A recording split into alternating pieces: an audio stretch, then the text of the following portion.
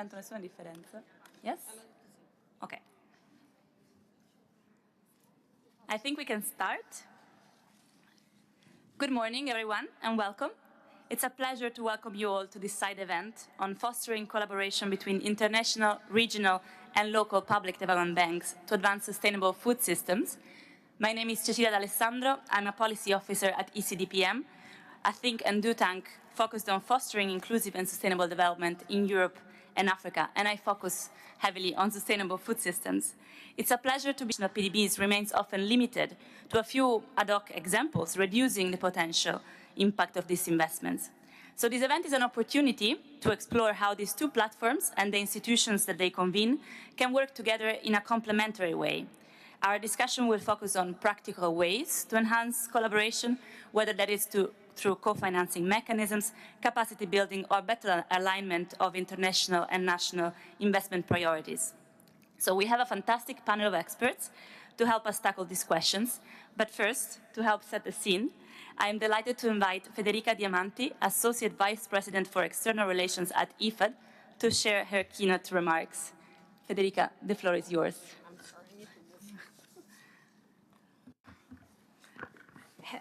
Can you hear me? Yes. Good morning, colleagues. For those who don't know me, I'm the new Associate Vice President for External Relations, and I joined IFAD very recently, 3 months ago.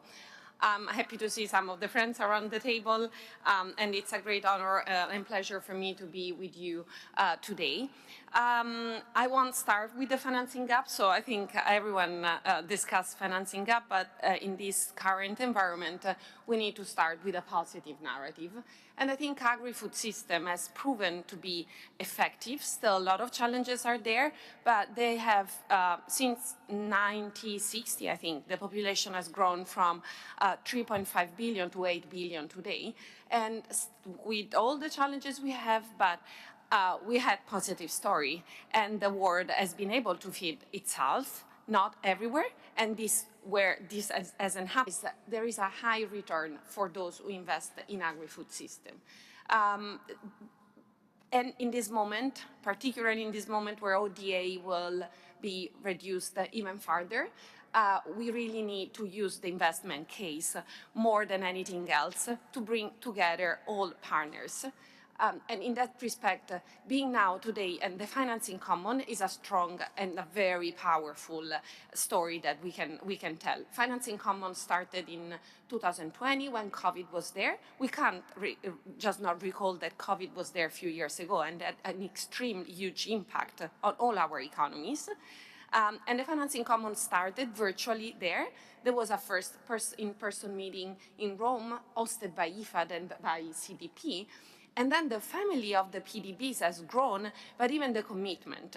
And the positive story that IFAD can bring is the coalition precisely on agri-PDBs. It was something that it was a coalition, and then it came with a platform.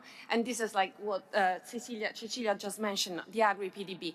It looked like, yeah, so what are you talking about? We are talking about a platform that is hosted by IFAD, but has 151 PDBs signing up. And you have Global North, Global South, it's a match of Global North and Global South, but it's really like solidarity between PDBs, exchanging knowledge, capacity building, partnering for innovation, and helping each other in getting to the access to finance. So building environmental and social safeguards policies, entering in field where some PDBs, they don't have the capacity, so they want to go for fisheries.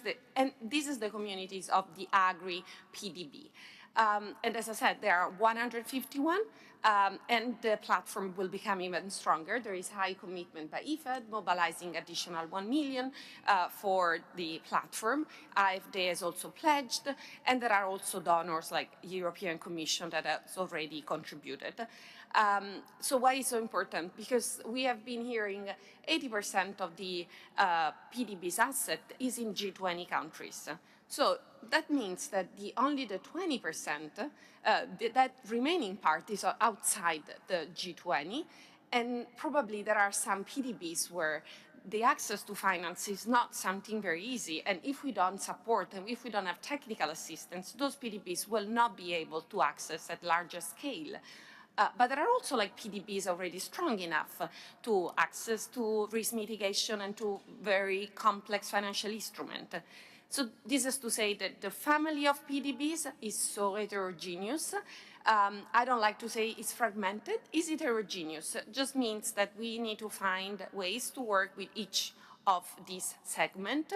And for some, it could be the risk mitigation. For some, could be still lines of credits. For some else, we really need to work on capacity building. And this is what we are trying to do with the Agri-PDB platform, but this is why we need to have initiatives speaking with each other. And the G7 collaborative platform launched by CDP, and then now the FinDev will be continued. It's a complementary initiative, but we really need to make sure that initiatives talk to each other, because as I said before, the money is less and less and less. If we are not able to have synergies between all these different initiatives, it's just a lost opportunity. So I'm very confident that with today's discussion, we will really find ways for these two platforms to speak to each other, but also to hear and for IFAD to hear from some of you what are the key lessons learned and how the IFIs can better serve to your scope. As IFAD, we are very much focused on the rural people. We call it in the past last mile.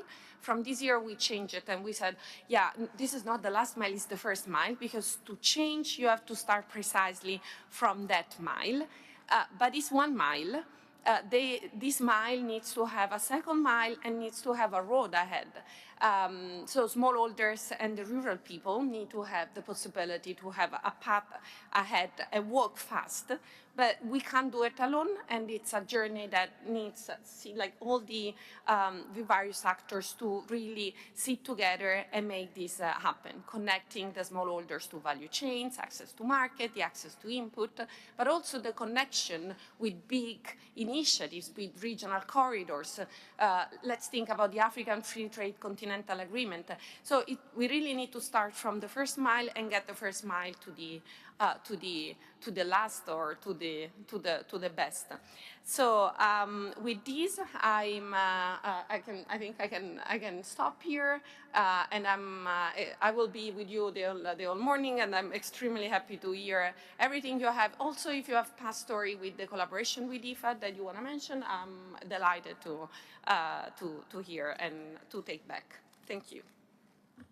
Thank you. Thank you so much, Federica, for setting the scene in such a positive way. I think we all need that, and especially mentioning the strong investment case that agriculture and food systems represent, and calling for collaboration. This is exactly what we are here to talk about today, and we will explore in this panel with different perspectives from national, G7, and regional institutions. Each will bring their own unique perspective and lessons learned. So let me introduce first of all, the panel. We have Enrico Petrocelli, Head of International Institutional Relations at Cassa Depositi Prestiti in Italy. Next to him is sitting Suzanne Taylor, who's the Principal on Public Policy and Partnerships at FinDev Canada. We also have on the other side of the table Ms. Nananwa Bufo, Vice President for Regional Development, Integration and Business Delivery at the African Development Bank Group, and followed by Lloyd Banda, CEO at the Malawi Agricultural and Industrial Investment Corporation, Mike, who's sitting next to her. And on the other side, Frank Nyabudege, Managing Director at the Tanzanian Agricultural Development Bank, PDB. Last but not least, we have Mr. Chairman Shaji KV at the National Bank for Agriculture and Rural Development, NABARD, in India. So each speaker will have about 5 minutes for their interventions, after which we will try to take 1 or 2 questions from the floor, provided time allows, though it's very strict today. So Enrico, I would like to start with you, because we heard a lot from Federica about the Agri-PDBs platforms, what have been the achievements so far, and what is the intention going forward. And from your perspective, CDP and yourself, you've played a key role in shaping the G7 PDBs and DFIs collaborative. I would like to know what are the opportunities that you see to strengthen collaboration, not only among G7 institutions, but also with regional and national public development banks, including through initiatives such as the Agri-PDBs platform. Thank you. Thank you very much, Cecilia. Good morning, everybody. It's a pleasure to be here. A big thanks to ECDPM, who I have to say is one of the best think tanks in the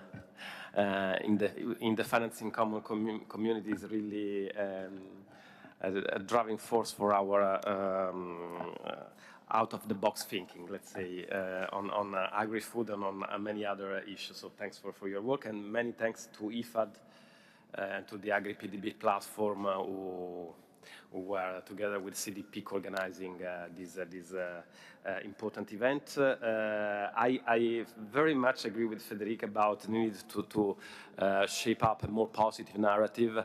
But despite this, I will start, unfortunately, by mentioning some financial gaps. But sorry about that. But just to say that I agree with you. We need to then move to a more positive narrative. But I'm doing this because the assumption, the starting point of the work we did, on which I will come in a minute, on the G7 collaborative on sustainable agri-food, sustainable food systems, was precisely the acknowledgement of some huge financial gaps we need to fill.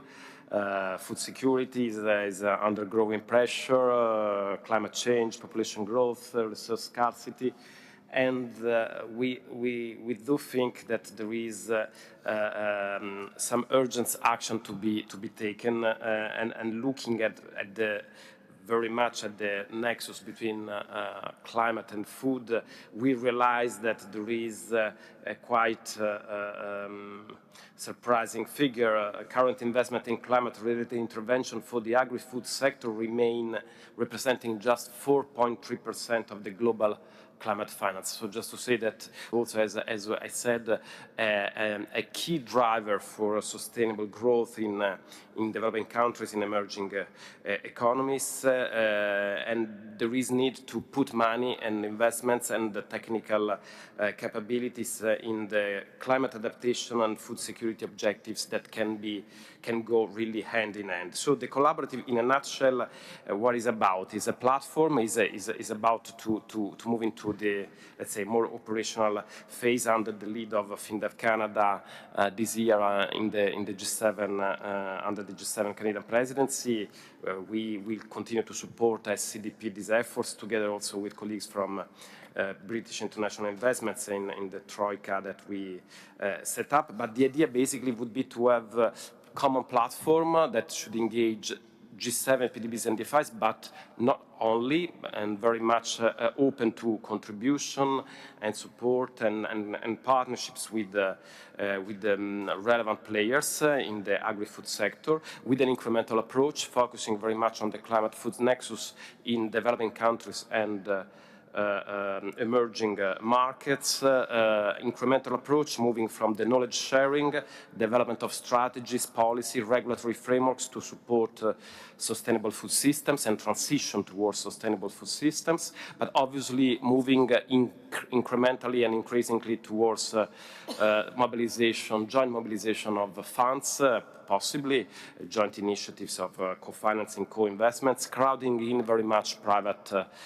investors, working on promoting blended finance, creating a clear pathway for private sector participation, because obviously we realize that there is a need for stronger financial commitments of public sector, but we need desperately to have also stronger support and back from the private sector, focusing on key sectors, climate adaptation, biodiversity conservation, food security. We will start in coming weeks. I guess Suzanne from FinDev Canada will tell more on the work we are planning under the lead of FinDev Canada.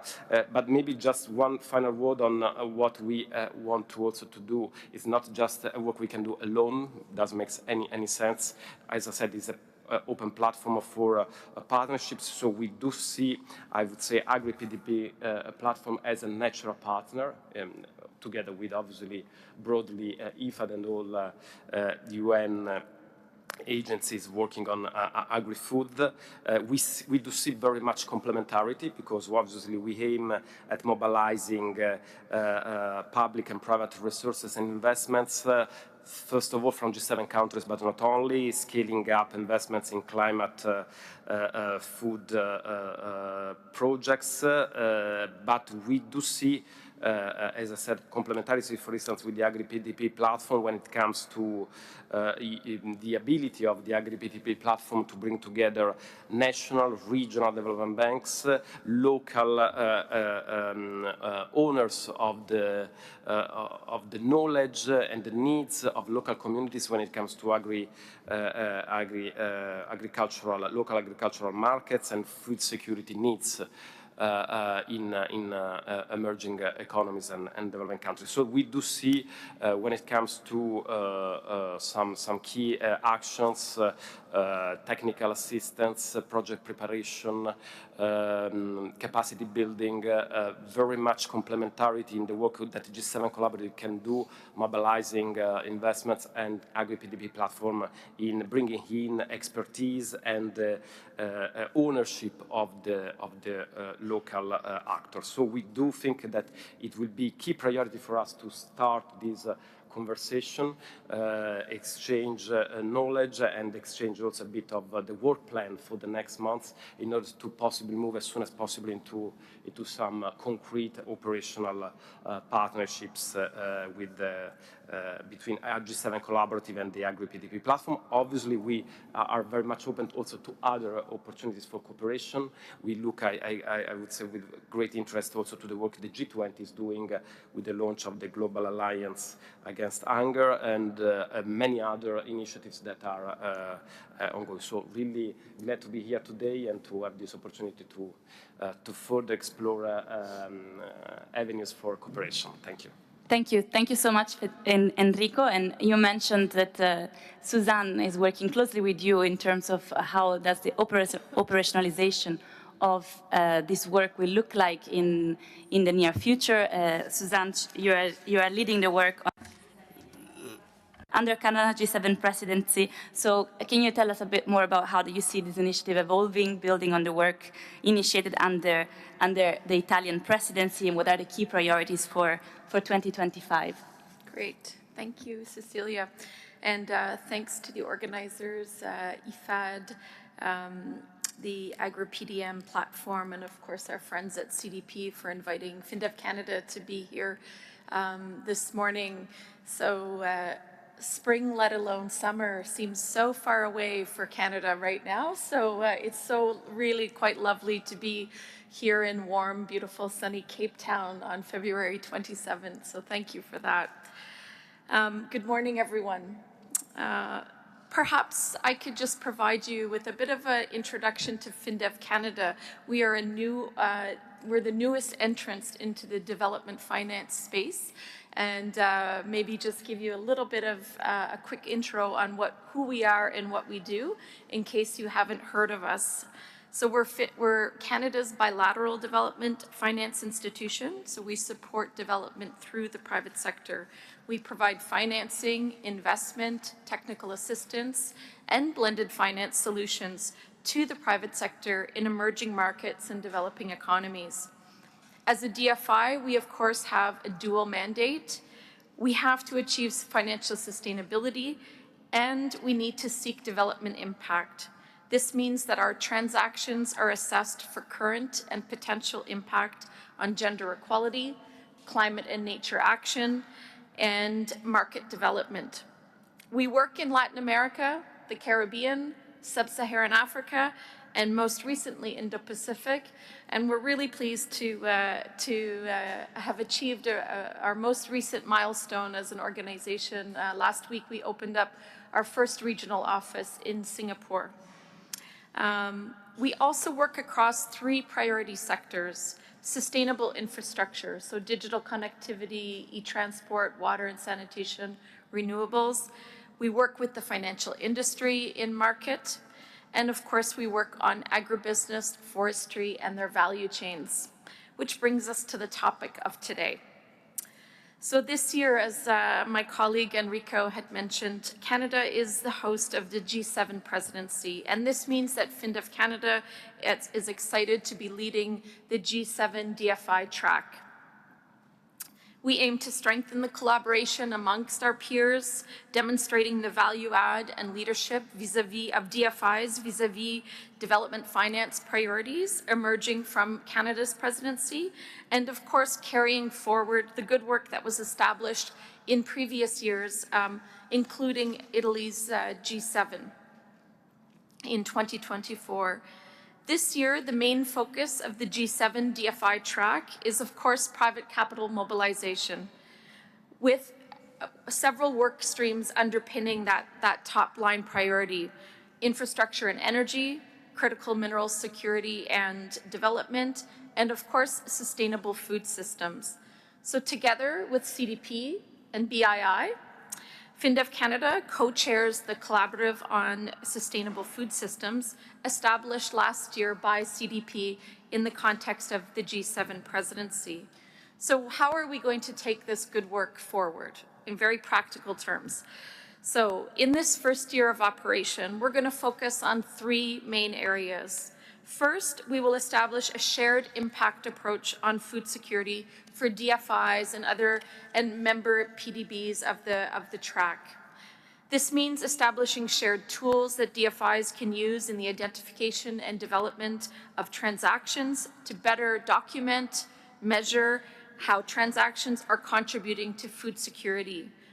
This very foundational work is an important first step for the collaborative in its ambition to facilitate increased investments by DFIs in support of enhanced food security and through sustainable food systems. So many of us work in this sector or in subsectors or related sectors, but how do we assess to make sure that those transactions are indeed contributing to food security? That common base of work needs to be developed, shared, and of course, used.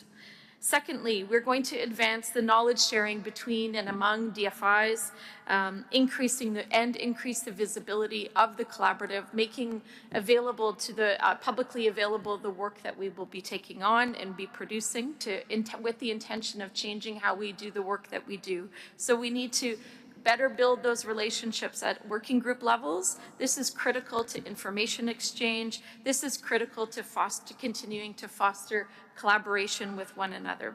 So we're really looking forward to this work ahead of us this year, and stay tuned for some more coming out of the collaborative. Thank you.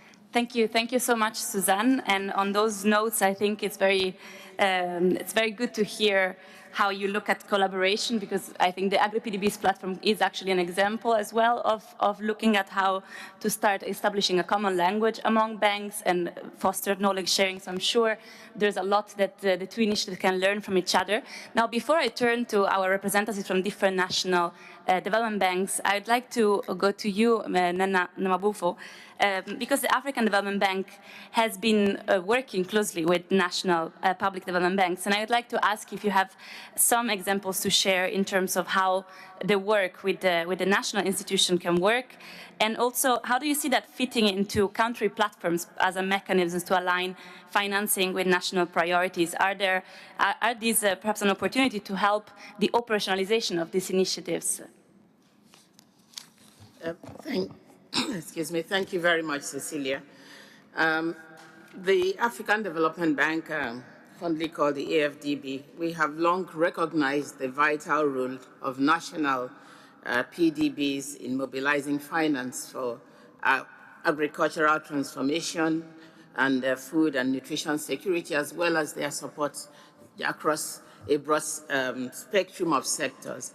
These institutions serve as a bridge between development financing and the MSMEs, the smallholder farmers, the agribusinesses, and local enterprises.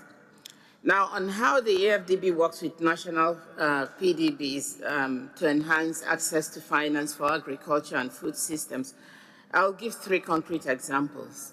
And the first one is TADB, that is seated right next to me. In 2023, the bank provided a sovereign loan of about $66 million to the government of Tanzania to recapitalize the TADB. and enhance its capital base, thus strengthening its capacity to provide affordable financing for smallholder farmers and agribusinesses, including agriculture-related value chain activities.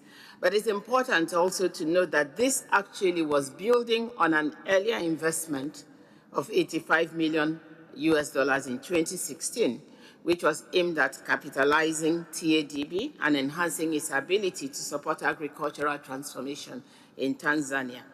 And based on this recent financing of $66 million, as at September last year, TADB had approved 25 projects across various agri value chains through direct lending of about $44 million, and additional $7.8 million was provided to 3 partner financial institutions under its wholesale lending products. The lending initiatives directly benefited about 1,757 individuals, 1,032 of them men, and 725 of them women, and indirectly impacted almost 243,000 people by improving access to markets, agricultural inputs, equipment, and technical support. And key development outcomes so far include enhanced financial inclusion for women, job creation, and improved access to finance for agri-enterprises. Now, national PDBs are instrumental in ensuring financial inclusion, particularly with a good number of them in the agri sector, and almost 20,000 jobs have been created. These examples demonstrate how, with AFDB support, national PDBs can drive inclusive and sustainable agricultural transformation. On how national PDBs fit into country platforms to align financing with national priorities, we recognize that country platforms offer a structured mechanism for aligning financing with national priorities, ensuring that investments in agriculture are targeted, well-coordinated, and impactful. Through country platforms, we collaborate with governments, national PDBs, and private sector players to channel resources effectively. These platforms also help de-risk investments by aggregating projects, facilitating blended finance, and ensuring alignment with national development and climate goals. Organizations that we have supported, such as the TADB, the DBN, and DBG, amongst others, serve as prime examples of how PDBs, where embedded in country platforms, can mobilize public and private resources to scale up food system investments. Thank you. Thank you so much for these great examples, very concrete. And now we are moving on to our speakers from the national public development banks. And I'd like to start with you, Lloyd. As a relatively young national public development bank, I would like to ask you, what are the biggest challenges that Mike faces in financing food systems, and how do you see perhaps cooperation and collaboration with other PDBs internationally, regionally, and other national banks helping to overcome these barriers? Right. Thank you so much, moderator. Yeah, so you're right. Mike is a relatively new DFI or PDB on the market. Now 5 years in operation. Firstly, let me thank you for engaging and including Mike to be part of this. As a new DFI PDB, this is actually much appreciated. We've had at least the opportunity of engaging with other players. Now, Mike as a DFI do have the mandate of investing in various sectors. Key amongst the sectors that we are investing in is agriculture and agro-processing. Now, apart from just touching on the challenges that we're seeing as a new PDB on the market, let me also briefly just touch on what we are seeing as the positives on the market. As the other speakers have mentioned, we are seeing an increase in demand in terms of population. Now, what it means is those financial institutions that are actually funding the agricultural sector, that is a plus to them because they are able to build a pipeline. Each and every citizen wants to eat, so we've got to produce. And that is why Mike, as a new PDB, a new DFI, one of the sectors that we're supporting is agriculture. So this is to say that we do have a lot of opportunities. We've got huge pipeline that we do have in the various value chains that are under the agricultural sector. Now, touching on the challenges, being a new DFI, obviously we've had some challenges so far. One of the key challenges that a new DFI or PDB will face on the market is the issue of capital. The formation of Mike was championed by the government, and the government had to provide the seed capital that we're using to operate at the moment. The expectation then was that the DFI or the PDB has to go out there and raise additional capital. Now, that's where now the issue or the challenge is this percentage. And as a new DFI, something that you wouldn't be able to achieve. Number of years in operation. Somebody will look at you and they say, you've just operated for 2 years, 3 years, 5 years. No, at least operate for 10 years so that we are able to come back and see you. Again, in some of our countries, you find that we do have pension funds. Pension funds are easily investing their money buying treasury bills, treasury notes. Now, to look at you whilst they are able making easy money through treasury bills also become a challenge. So you go out there, meet the pension funds, they've got money, a lot of money, but their money is already packed in treasury bills, and they don't want to take a risk of pushing out the money from treasury bills into a DFI. Now, one of our key mandates as a DFI is to catalyze transactions, and that's what we're actually good at as Mike. When we are catalyzing issues, the upcoming PDBs need to be supported from both within the countries and, of course, outside their countries. Within the country, probably countries can come up with deliberate policies. For example, on pension funds, how should these funds be invested?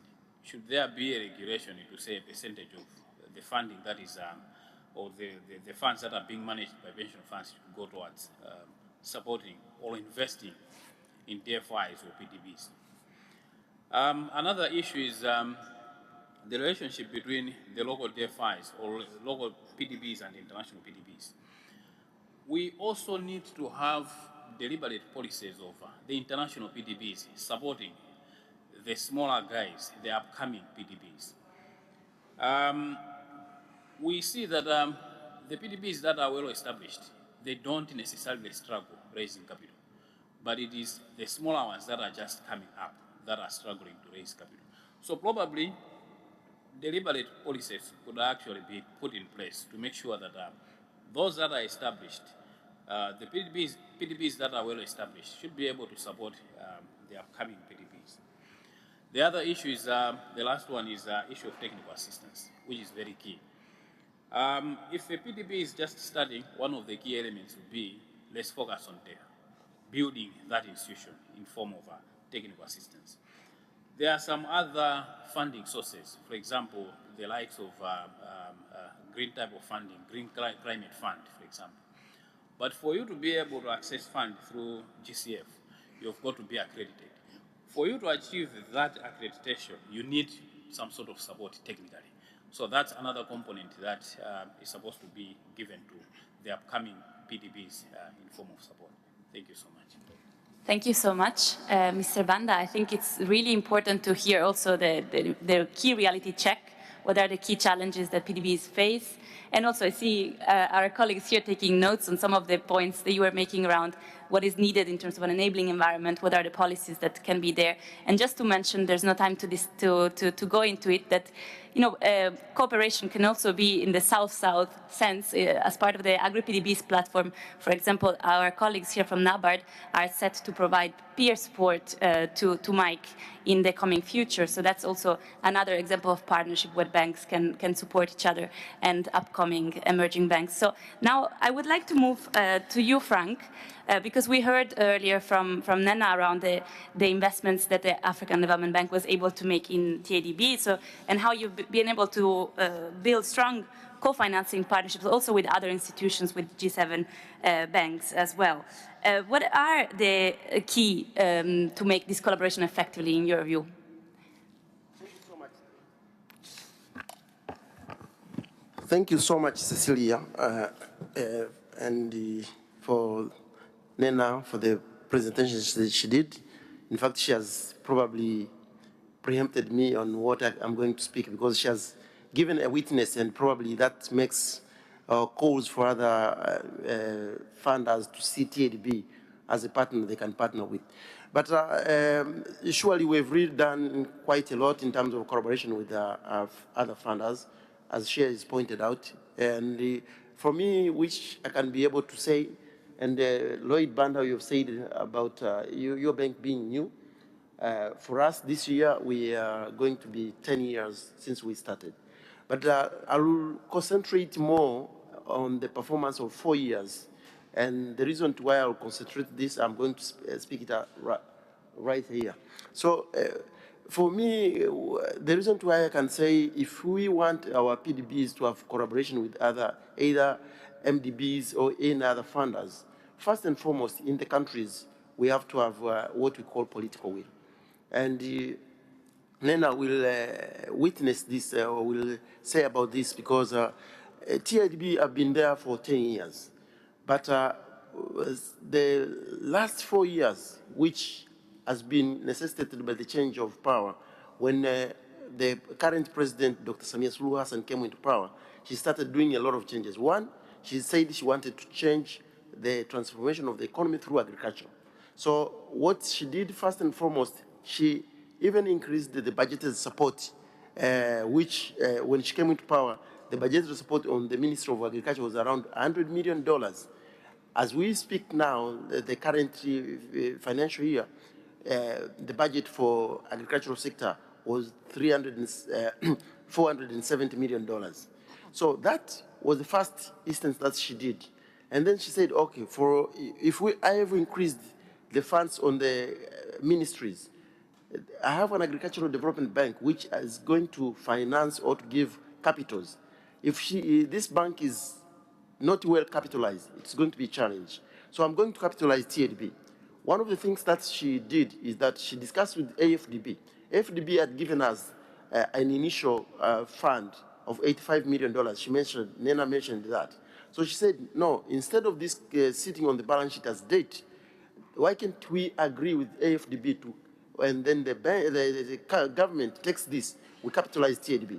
So the first year, that was 2021, we were capitalized by $85 million, which was given by AFDB when we started in 2015.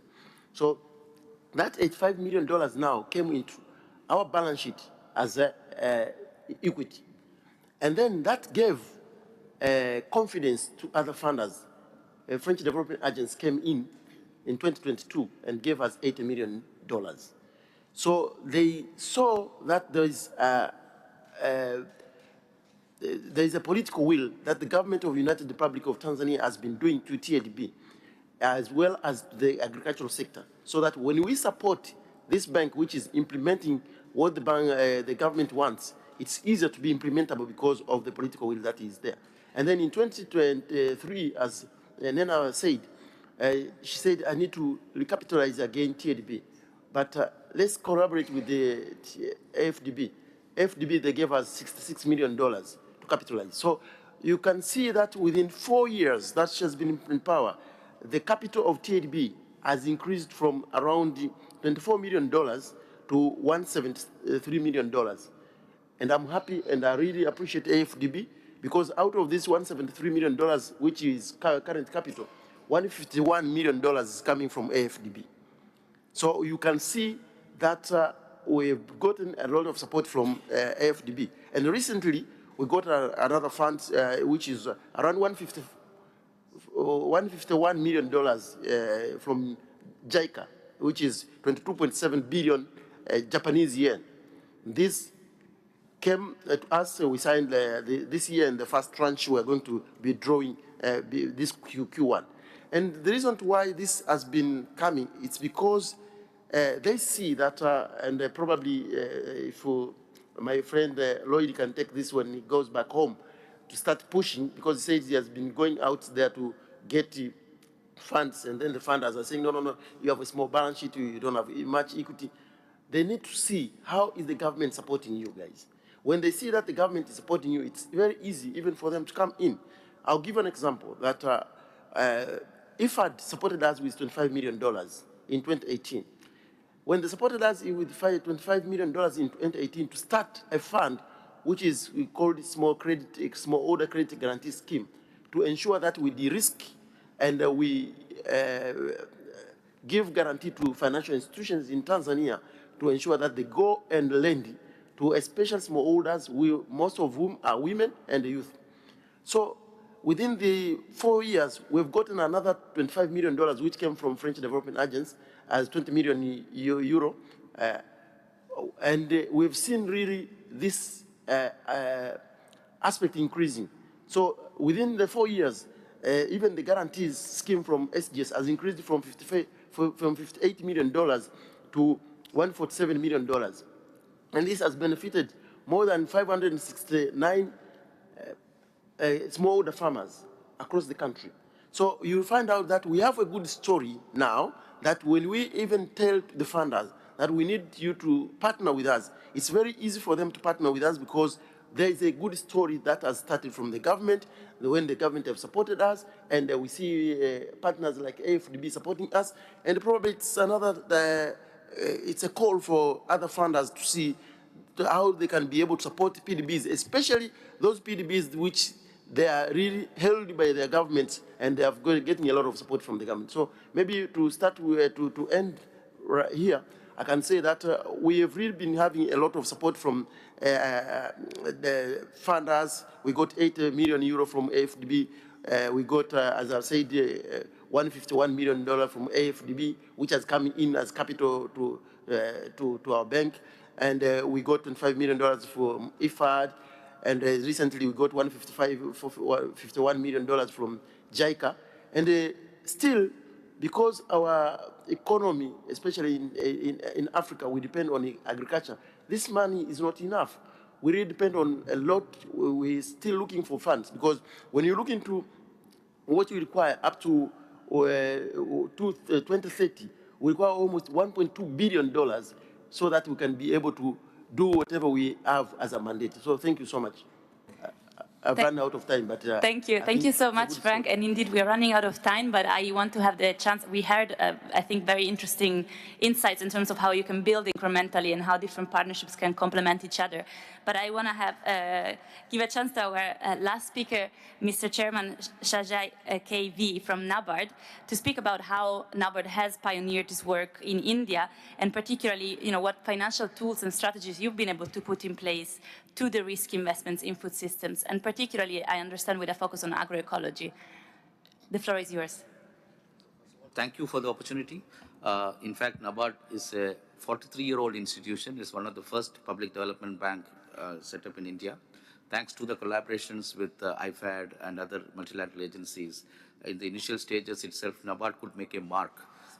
Right now, if you look back, one of the most important poverty alleviation program in India was started with support from IFAD-like institutions, the self-help group bank linkage program, which we aggregated poor to actually make them access to the formal financial system. So now the current stage of that program is that around 14 million groups are formed in India, and almost 140 million poor people are associated with that. So in fact, this is the largest poverty alleviation program in anywhere in the world. So in fact, in India, the size is what matters, because India is a highly populous state. So now along with IFAD and other public development organizations, once we see that, I was hearing from Malawi, the new public development bank. So we can learn from our experience of associating with public development banks, including KFW, GAZ, then IFAD. All these entities have helped NABARD structure its initiatives in the rural in India, and if you see now, NABARD has around 7 subsidiaries. It has branched out. It is the largest public development bank in the country with 10 trillion balance sheet size. We have 7 subsidiaries ranging from direct financing subsidiary. We reach out to the groups, poor groups directly as well in financing. Not only that, we refinance commercial banks and rural banks and cooperative banks. Then we have a consultancy arm which provides consultancy to the national and local entities and also international entities. Recently, we are doing consultancy programs in Latin American country in setting up agri-MSMEs in Caribbean islands. And also, we intend to associate with African countries. In Kenya, we have plans to have a dairy processing consultancy, which we do. With whatever we have gained experience over the last 43 years, we are ready to share with any of the countries which are willing to avail of our services. Of course, it is actually on a pro bono basis we'll be doing that. We can provide consultancy services because we feel that we have to have a shared learning and shared growth. We believe in India as in the world as a family. The Vasudhaiva Kudumbakam is what the G20, when Indian presidency was there, it's one family, one world. That was our motto. So now we have a credit guarantee subsidiary as well, NAV Ventures, which is now around 70 million Indian rupees have been invested in around 25 portfolio companies. We now want to push innovation-led growth because to some extent growth can be supported by incremental growth, but then if you want to have a disruptive growth, it should be innovation-led growth. So agri-innovations need a lot of funding, early stage venture capital and such other funding. So we have set up that, and we have a credit guarantee subsidiary as well, where we provide guarantees for the public banks, for the commercial banks also in lending to agri-food systems. The farmer producer organization, where we have aggregated farmers, the smallholder farmers into groups and made them set up micro enterprises, and then provide a guarantee to the commercial banks to lend to these entities, because these entities will be essentially new with no credit history, so they need some credit enhancement. That is where the credit guarantee program we have set up as a subsidiary agency.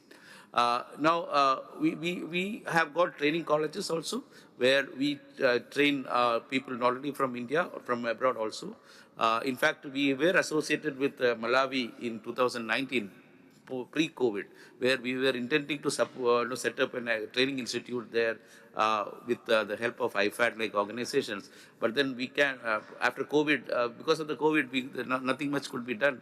But we can look at that, our experiences, or we can train in our establishments. We are willing to associate with the other national public development banks, coordinated by the multilateral development banks, to share our experiences with the countries. So now, what we can now offer, apart from what I said, is that a rural finance alliance we can facilitate. I think we should work together, coordinated by multilateral development banks, and also a joint expert group on areas such as climate finance, smallholder agriculture, digital financial inclusion, and with continuous dialogue, we can actually share our experiences, because we have come a long way, 4 decades of our experience, and we are reasonably now financially included. So our experiences we can share with other countries, and there can be cross learning events where global and domestic PDBs, private investors, and others share insights on emerging financial models.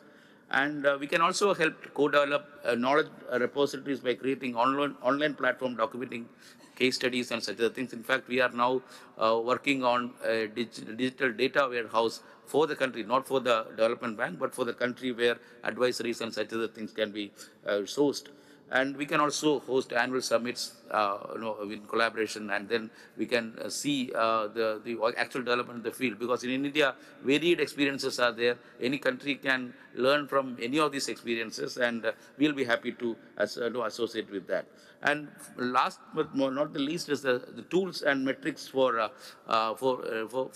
actually impact monitoring. That is what which we lack.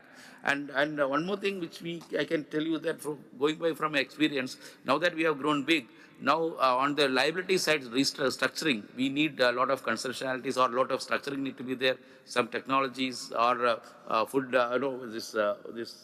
liability structuring we need to be there. On the climate resilient activities, we need to have more experiences from other countries, how we can learn from those experiences, and in the blended financing. So we have set up a lot of blended financing facilities, including social stock exchange, where we help non-governmental organizations to set up their projects, and we underwrite that projects through our financial assistance. Then one most important thing is the value chain financing. We now directly deal with smallholder farmers, but as an ecosystem approach, I think we need to understand the value chain financing experiments elsewhere in the world, so we'll be happy to know about that. These are the things which we have to tell. Thank you. Thank you so much, Mr. Chairman, and I'm afraid we are running out of time and I won't be able to open the floor as I had hoped, but I'm hoping that everyone in the room can connect with some of the speakers and follow up on what they've heard today. I would like to thank everyone for sharing these great insights. I'm happy that we heard quite some key examples of collaboration that is already existing. So I think we need to look at building on what's already there. We're not starting from scratch. We are also building relationships by coming here today. And as ECDPM, we are very happy to continue supporting this discussion. This is, I feel, only the start, the beginning of a process that can bring more synergies across the institutions that are here today and beyond, and across the initiatives that we've been discussing. So thank you very much to all of our speakers, the co-organizers, and for the audience. And please really come and talk to our speakers if you want to follow up on any of what you've heard today. I'm sorry that you didn't have the time to come in, but I hope we can continue the conversation. Thank you very much again.